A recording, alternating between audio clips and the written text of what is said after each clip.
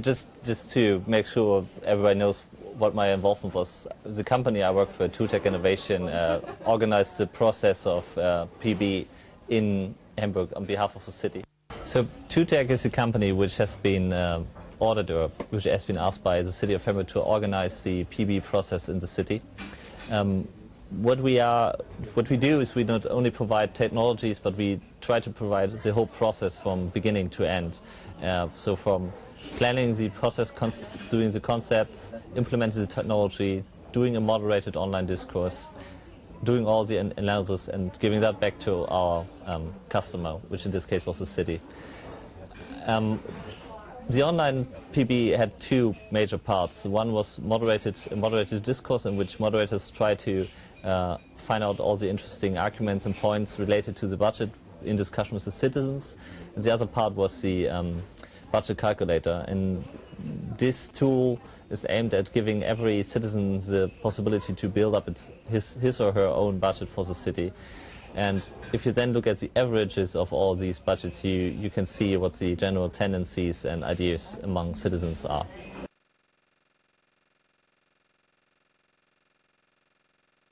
I guess which was interesting, or which it didn't surprise me, but was at least surprising for the public officials, was that citizens actually save money if you ask them.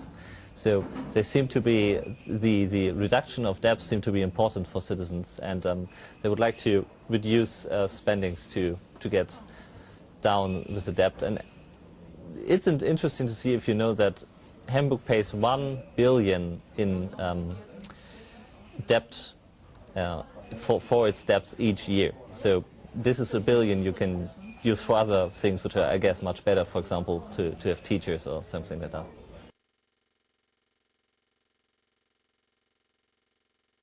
So, which is generally the case with online discourse, is you have a high level of education, a larger part of male participants. In the case of Hamburg, a very big part of male participants, over 80% were male. And you have the age groups between 80 to 44. So I guess the groups you don't catch with other participatory tools, for example, like meetings, etc. So that's the general outline, but for us the most important thing was to have people with different worldviews, different opinions about the issue, to really get a discussion started and have different opinions clashing into each other, and from there finding out the important points. Besides the over 2,000 individual budgets which have been built by citizens, and there were 38 concrete proposals about how to change processes, etc. in the city, how to save money and where to spend more money.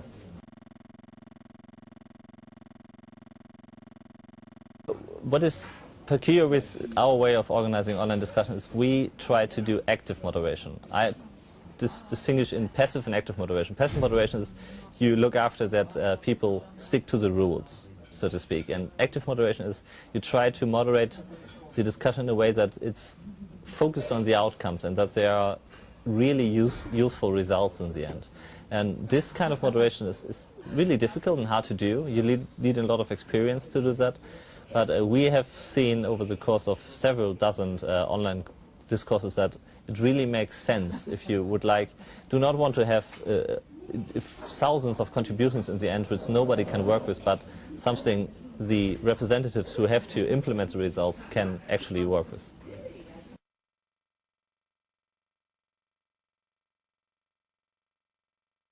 Actually, this is, I think there are a few reasons. The first reason is people are much more reasonable than one thinks, or than many people think.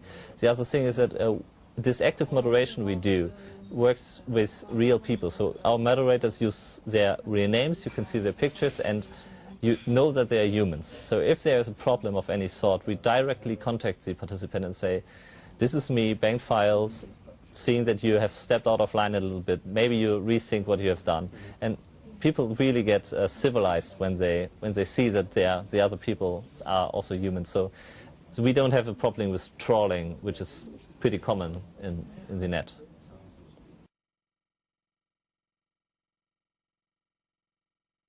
So in e-participation overall, on the one hand, we see that e-participation in Hamburg is is establishing itself as an important part of politics and how political culture in the city. If we look at the national level, we see that there is still a growing trend towards more PB and more urban planning participation. These are the two major topics. If I take another step back to the European level, there is a lot of stuff going on both in the PB area, urban planning, but one big tool which is cross-border, which has a lot of success cross-borders, is voting assistance tools. In Germany it's called Valomat, pulley tools in Switzerland are something similar, etc., etc.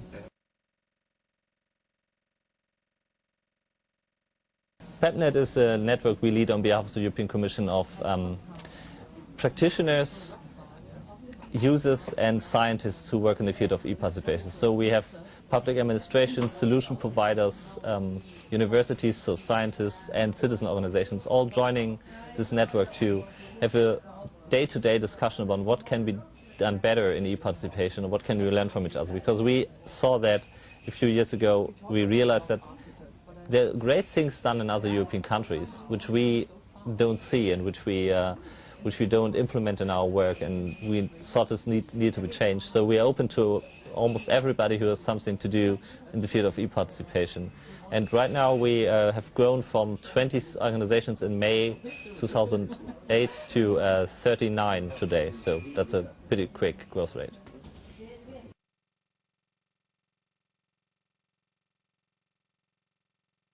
I guess there are two things. One thing is don't underestimate the citizens. They have great ideas and there's no need to fear them at all. They are very reasonable people, actually sometimes more reasonable than the people in the public administrations than politicians. And the other thing is just give things a try. You won't make everything right the first time, but there is no use in taking baby steps either. So sometimes one has to jump into the cold water and make one's mistakes, but on the other hand there are many people all over Europe which will help you and you can learn from.